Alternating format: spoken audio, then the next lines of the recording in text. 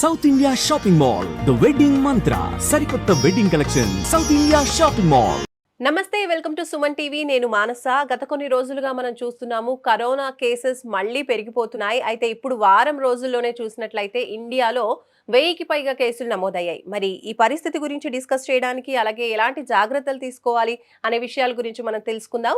ఇప్పుడు doctor K Srinivas గారు మనతో పాటు ఉన్నారు. వారితో మాట్లాడదాం. శ్రీనివాస్ గారు, నమస్కారం అండి. నమస్తే అమ్మా, నేను డాక్టర్ శ్రీనివాస్, విశాఖపట్నం నుంచి. సుమన్ టీవీ ప్రేక్షకులందరికీ నమస్కారం. సార్, కోవిడ్ కేసెస్ పెరిగిపోతున్నాయి. మరి ఈసారి వేరియంట్ ఏ విధంగా ఉంటుంది? అసలు ఎలాంటి జాగ్రత్తలు తీసుకోవాలంటారు ఈసారి? పాండమిక్ ఏదైనా వచ్చినప్పుడు అది ఎప్పుడు కూడా సంవత్సరంలో ఒకసారైనా సీజనల్ గా వస్తూ ఉంటది. అది పర్టికులర్ సీజన్ అనేది చెప్పలేము కానీ కొన్ని దేశాల్లో ఆయా పరిస్థితులు, వాతావరణ పరిస్థితులను బట్టి వస్తూ ఉంటాయమ్మా.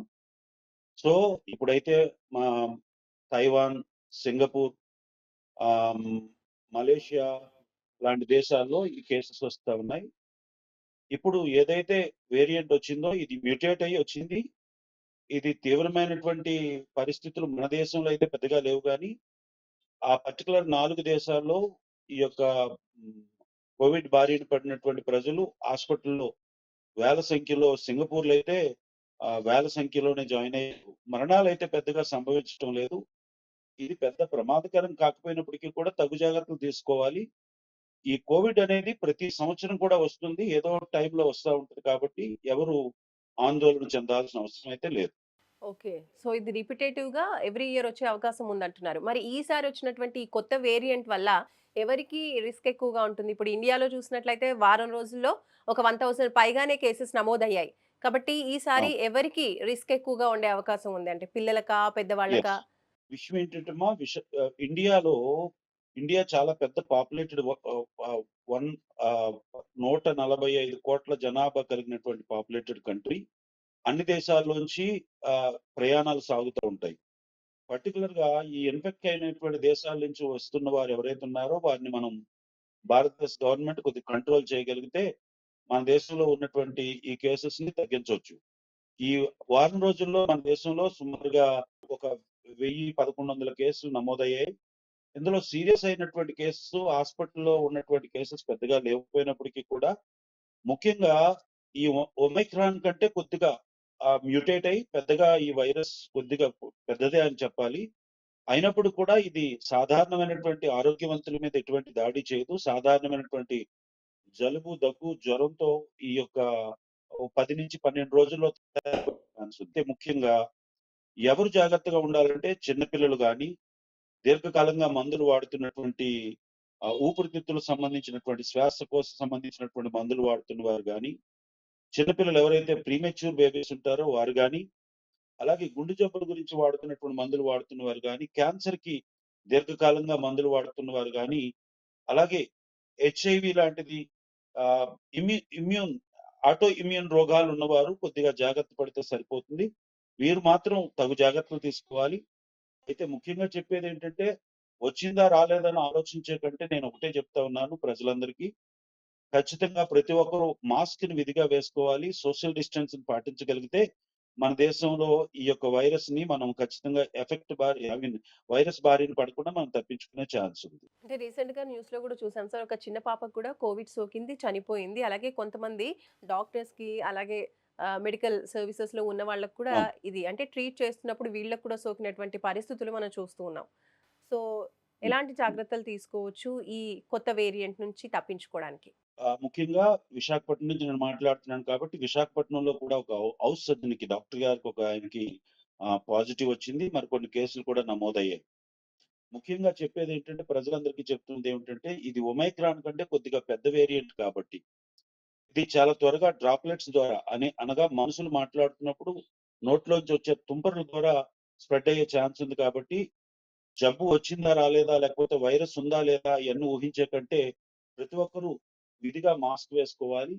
ముఖ్యంగా బయట ప్రాంతాల్లో పనిచేస్తున్న వారు, జనావాసాల్లో పనిచేస్తున్నవారు, వ్యాపారాల్లో పనిచేస్తున్నవారు, పబ్లిక్ కాంటాక్ట్స్ ఎక్కువ ఉంటున్న వారు మాత్రం ఖచ్చితంగా ఇంటికొచ్చేటప్పుడు వారి పని ముగించుకొని ఇంటికొచ్చేటప్పుడు మీరు వేసుకున్నటువంటి బట్టలు గాని, మీరు వేసుకున్నటువంటి మాస్క్ గాని డెస్ట్రాయ్ చేసి, సురక్షితమైనటువంటి ప్రాంతంలో వాటిని పెట్టి శుభ్రంగా స్నానం చేసి, మీ కుటుంబ సభ్యులు కలిస్తే చాలా వరకు కుటుంబానికి ఇది స్ప్రెడ్ అవ్వకుండా ఉంటుంది.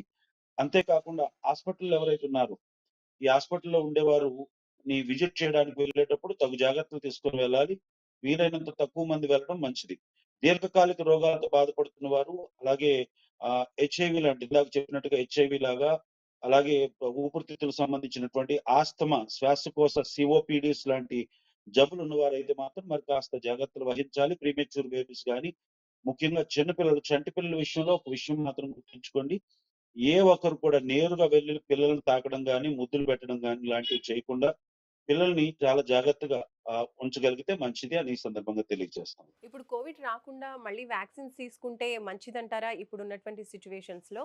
అలాగే ఒకవేళ అవును. కోవిడ్ వస్తే గనక రిస్క్ ఫ్యాక్టర్ ఏ విధంగా ఉంటుంది? అంటే ఎన్ని రోజుల్లో మళ్ళీ పేషెంట్‌కి కోవిడ్ వస్తే రికవర్ అయ్యే అవకాశాలుండొచ్చు? కోవిడ్ వ్యాక్సిన్స్ తీసుకోమని ఏదైతే సింగపూర్, మలేషియా, తైవాన్, ఆహ్, ఇండోనేషియా, ఆహ్, మొదలగు దేశాల్లో ఏదైతే ఆయా కంట్రీల్లో వైరస్ ఉందో గవర్నమెంట్ గాని, వరల్డ్ హెల్త్ ఆర్గనైజేషన్ గాని ఏం చెప్పిందంటే వ్యాక్సిన్ అందుబాటులో ఉంది.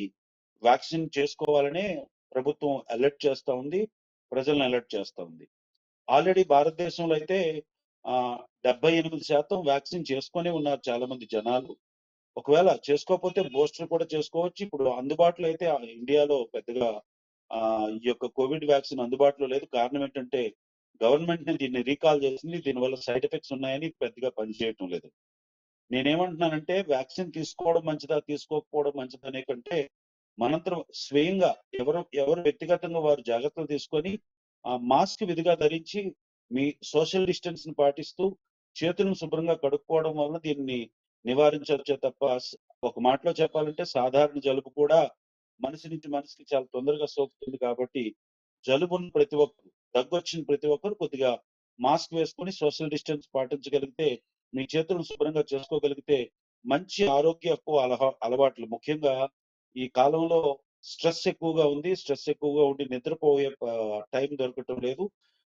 హెల్తీ స్లీప్‌ని అనగా ఆరోగ్యవంతమైనటువంటి నిద్రను 8 గంటలకు తగ్గకుండా నిద్రపోగలిగితే, 40 గంటలు వ్యాయామం చేయగలిగితే, పౌష్టికాహారాన్ని ముఖ్యంగా ఎగ్స్ లాంటివి చక్కగా విధిగా 2 గుడ్లు తినగలిగితే, తగు వ్యాయామం చేయగలిగితే దీని బారిన పడకుండా ఉండే అవకాశం ఉంది. కాబట్టి జబ్బొచ్చిందా లేదా? వైరస్ ఉందా లేదా? అని ఊహించే కంటే, వ్యాక్సిన్ గురించి మనం ఆలోచించడం కంటే, స్వయంగా ప్రతి ఒక్కరు కూడా ఆహ్, ఎవరి మట్టుకు వారు తగు జాగ్రత్తలు తీసుకోవడమే మంచిదని ఈ సందర్భంగా తెలియజేస్తా ఉన్నాను.